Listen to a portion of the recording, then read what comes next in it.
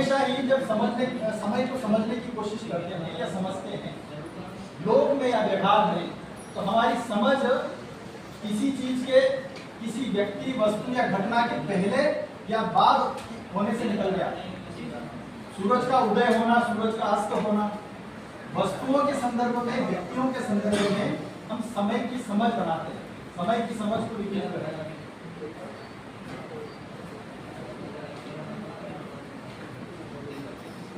तो इसका तात्पर्य हुआ कि समय पूर्णतया जागतिक व्यवहार है।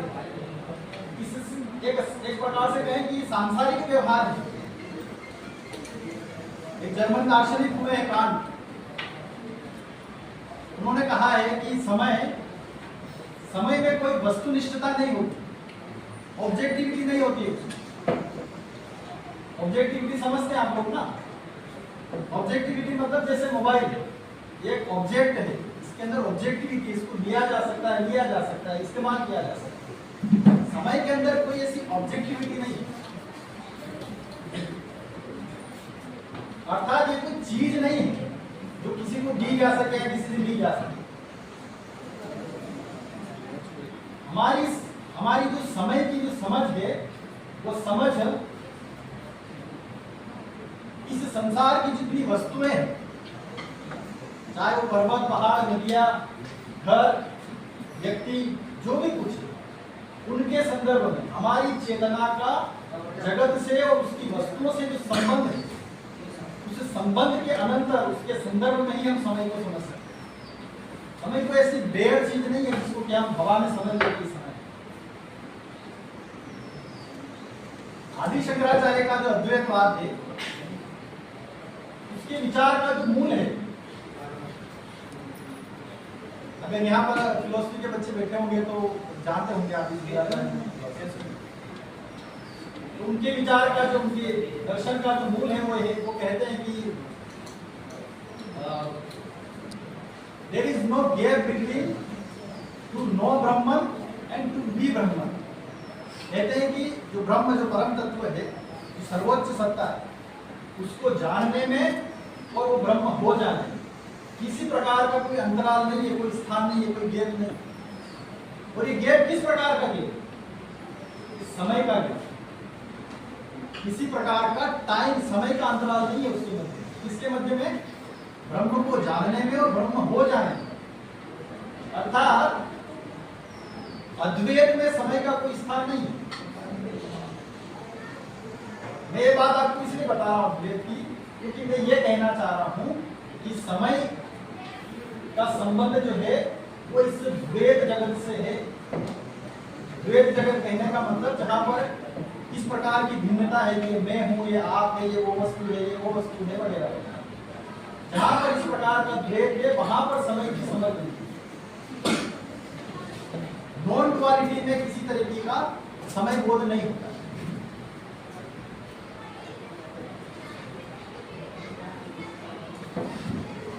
और हम लोग व्यवहार में कई बार इस तरीके की बातों का प्रयोग करते हैं, कहते हैं कि समय को व्यर्थ खर्च नहीं करना चाहिए, एक बार समय बीत जाता है तो वापस नहीं आता है। हम ये सब बातें हमारे बारे में है कि हम समय के ऊपर लाते हैं। जैसे कि आचार्य भर्तृहरि हुए, उन्होंने कहा है कालो न यातः वैमेव यातः। कहा है कि काल व्यतीत नहीं होता है, समय व्यतीत नहीं होता है, हम ही व्यतीत होते हैं। हम ये कहते हैं कि समय व्यतीत हो रहा है, समय खर्च हो गया, समय बीत गया।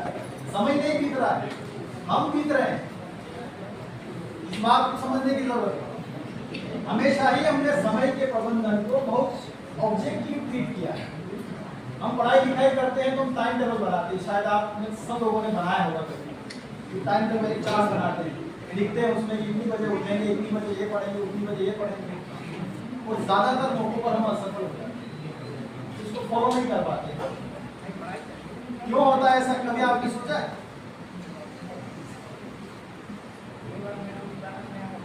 क्योंकि टाइम टेबल को फॉलो करना इस बात पर निर्भर नहीं करता है कि हमने एक पेपर पर टाइम टेबल लिख दिया।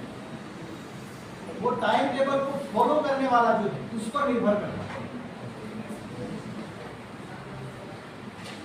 इसीलिए मैंने शुरुआत में कहा था कि समय का प्रबंधन वस्तुतः आत्म का, चेतना का प्रबंधन है।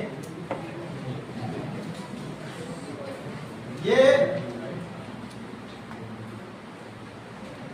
हमारी कार्य क्षमताओं और हमारे क्रियाकलापों का प्रबंधन है। ये हमारे काम करने की क्षमताएं कितनी है, हमारे पास कितने काम है, उनका प्रबंधन है। और ये प्रबंधन हमेशा ही स्वयं की समझ से निकल के आता है।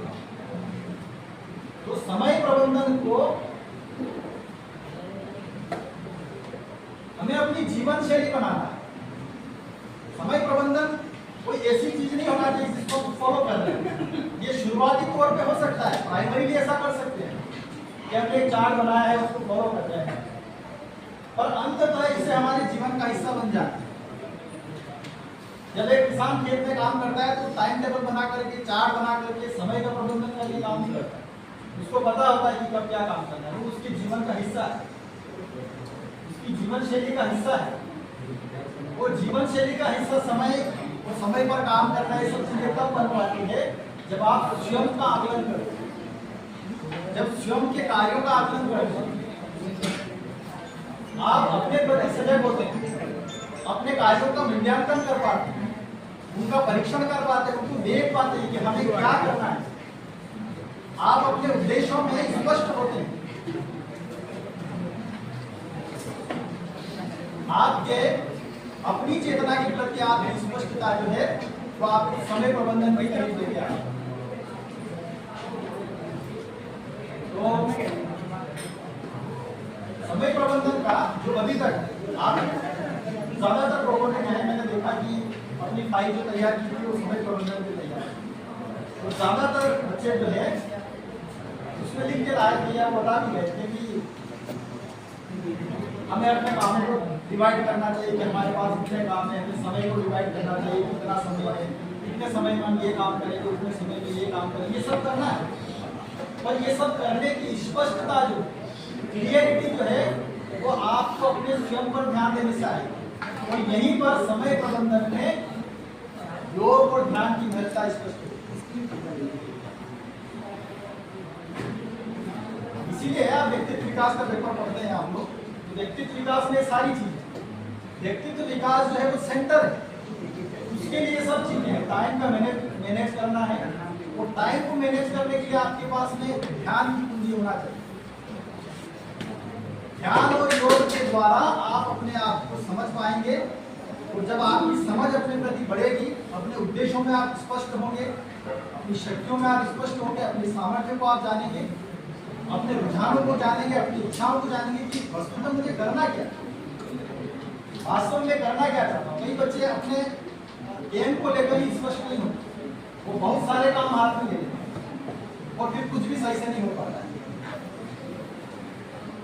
ये मिसमैनेजमेंट जो है ये टाइम का मिसमैनेजमेंट नहीं है, क्योंकि टाइम हमारी मुट्ठी में नहीं है। ये मिसमैनेजमेंट हमारी चेतना का मिसमैनेजमेंट है, जिसको ठीक किया जाना, जिसका प्रबंधन किया जाना। तो मेरे देखे टाइम मैनेजमेंट सेकेंडरी चीज, वो द्वितीय चीज है, प्राथमिक चीज है चेतना का, अपने स्वयं का मैनेज करना, स्वयं का प्रबंधन करना।